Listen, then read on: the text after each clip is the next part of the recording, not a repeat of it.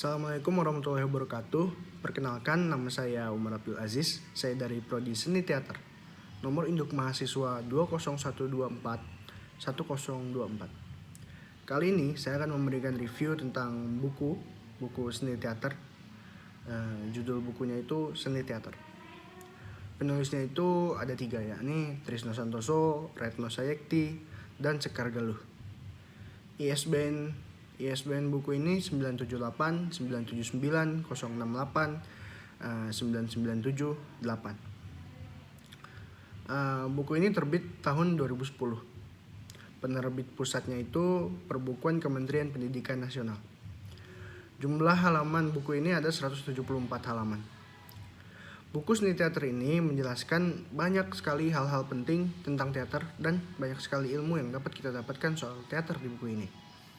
Di bab 1 menjelaskan apresiasi karya seni teater daerah. Teater daerah adalah teater yang tumbuh dan berkembang di sebuah daerah.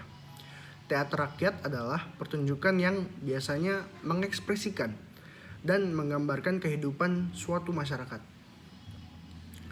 Fungsi paling dominan dari teater tradisional pada masyarakat adalah 1. Peringatan atau penghormatan kepada nenek moyang dengan mempertontonkan kegagahan maupun kepahlawanannya.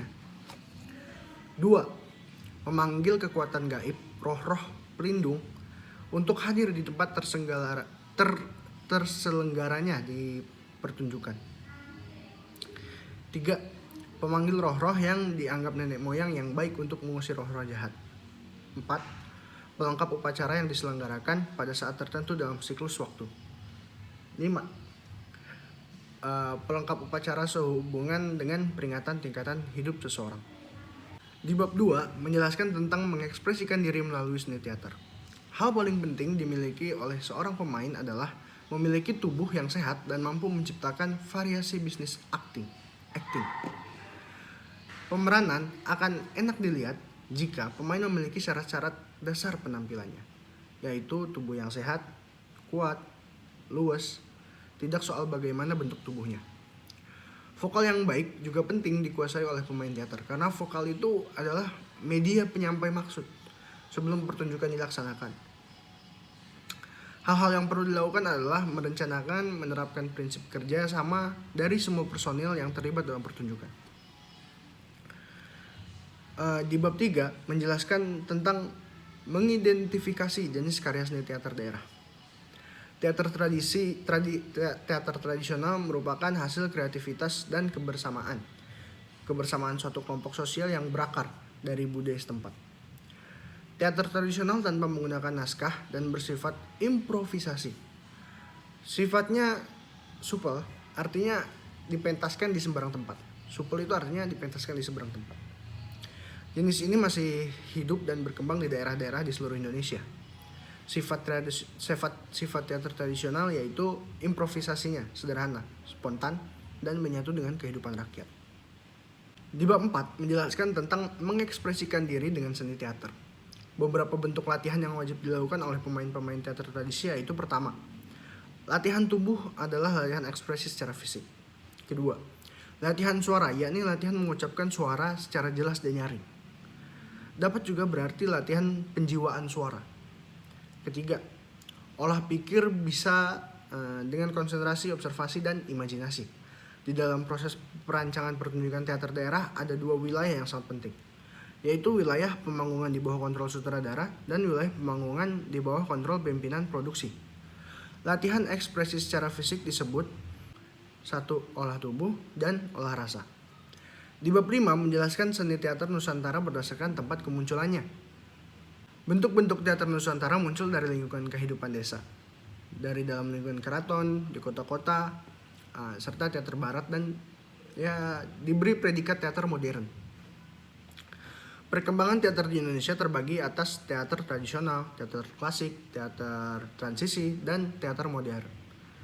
Teater Nusantara muncul dari beragam suku, budaya, kepentingan, dan kebutuhan masyarakat, sehingga masing-masing teater memiliki ciri khas dan unsur-unsurnya, meliputi ide atau naskah, sutradara, pemain, tata busana, tata rias, tata suara, tata panggung, dan tata cahaya. Pesan teater Nusantara biasanya disampaikan melalui dialog-dialog, humor, dan permainan. Teater modern Nusantara sering memuat pesan tentang kritik-kritik sosial. Bab 6 menjelaskan ekspresi karya seni teater Nusantara. 1. Pemain merupakan ujung tombak pertunjukan karena melalui dialog dan lakuannya, misi dan visi pertunjukan diungkap dan disampaikan. Pemain perlu memperhatikan alat ekspresinya, menelaah peran, melatih gerak tubuh, melatih otot lidah, melatih pikiran melalui meditasi dan konsentrasi, serta melatih pernapasan dan vokalnya. 2. Hal penting sebelum mementaskan teater adalah membuat rancangan pertunjukan yang harus dipatuhi oleh seluruh personil yang terlibat. Bab 7 menjelaskan mengapresiasi seni teater Nusantara. Jenis seni teater Nusantara berdasarkan bentuk penyajiannya adalah teater tutur, teater boneka, teater musikal, dan teatronik.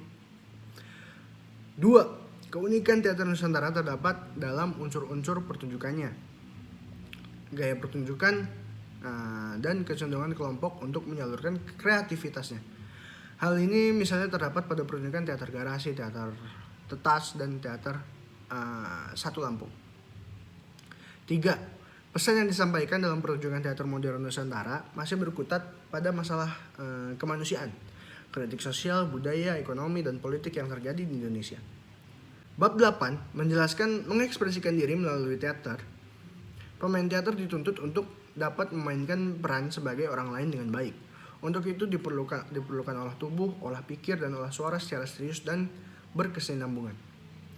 Prinsip kerjasama dalam teater haruslah terjalin dengan baik antara tim produksi dan tim pertunjukan untuk mendukung keberhasilan suatu pertunjukan teater.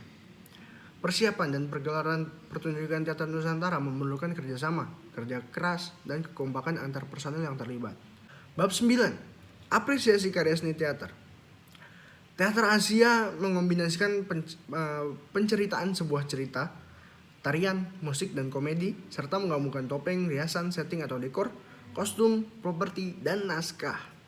Berbeda dengan teater dari negara barat, umumnya teater Asia terfokus pada pertunjukan daripada naskah. Proses kemunculan teater di Asia adalah kontribusi dari agama-agama besar yang tumbuh di Asia seperti Buddha, Hindu, Tao, dan lain-lainnya. Pesan moral yang ingin disampaikan pada drama Asia Timur seringkali mengangkat konflik mengenai keetisan atau kesusilaan, serta lebih terfokus pada kehidupan setelah kematian daripada kandungan ajaran suatu agama. Bab 10. Mengekspresikan karya seni teater. Keberhasilan suatu pertunjukan teater ditentukan oleh unsur-unsur yang paling bekerja sama dan solid. Kelompok teater yang solid berproses secara militan serta cerdas dalam meraih peluang dan gagasan di dunia teater setidaknya kelompok itu sudah menunjukkan semangat untuk maju. Sutradara ialah orang yang mengaktualisasikan teks atau naskah di atas panggung. Ia akan dihadapkan pada pemeranan atau pemain, staf panggung seperti tim penata artistik, serta publik atau penonton. Pimpinan produksi bertugas mengatur jalannya segala keproduksian dari pengaturan jadwal pementasan, kesejahteraan tim, panggung, pencarian dana, perizinan, dokumentasi, dan publikasi. Wilayah pemanggungan atau sutradara dan pimpinan produksi harus saling memahami dan bekerja sama agar pertunjukan teater berjalan sesuai dengan apa yang diinginkan. Bab 11. Mengidentifikasi teater di luar Asia. Teater mancanegara di luar Asia berawal pada zaman Yunani klasik dan berkembang hingga kemunculan teater modern yang ditandai dengan berkembangnya teater realis. Ciri-ciri teater modern barat antara lain berawal dari naskah, penciptaan bangun cerita standar, unsur-unsur teater digunakan secara maksimal, dan pertunjukan terikat oleh teknik dan hukum dramaturgi. Berkembangnya aliran realis dan naturalis, gedung-gedung pertunjukan modern memiliki efek-efek khusus dan teknologi baru yang memungkinkan pencapaian artistik secara maksimal. Dan muncul pula teater kontemporer atau teater mutakhir yang bersifat eksperimental.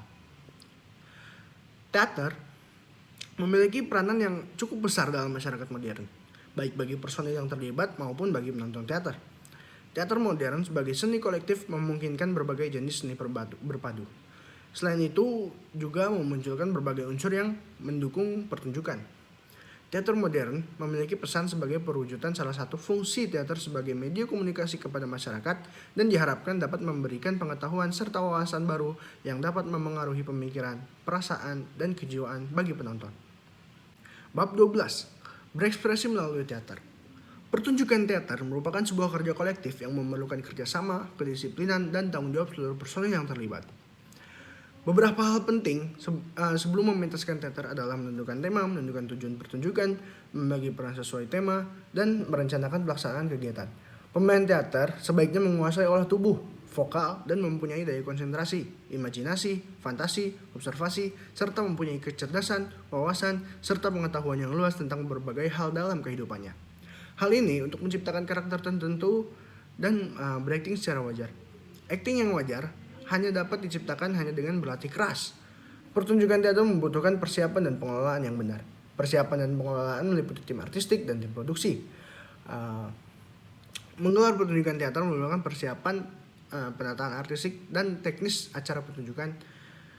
Pertunjukan sebaiknya dilakukan dengan penuh tanggung jawab, percaya diri, disiplin, dan senang hati. Evaluasi kerja diperlukan untuk menilai pertunjukan dari berbagai aspek. Misalnya dari segi kerja tim artistik dan hasil kerja tim produksi. Evaluasi pertunjukan diharapkan dapat dijadikan sebagai cambuk dan semangat untuk memperbaiki kesalahan dan untuk terus maju. Oke, mungkin itu aja yang bisa saya sampaikan dari buku ini. Semoga aja banyak hal-hal penting yang bisa teman-teman, Bapak Ibu guru dapatkan. Mungkin hanya itu saja. Terima kasih. Sekian dari saya. Wassalamualaikum warahmatullahi wabarakatuh.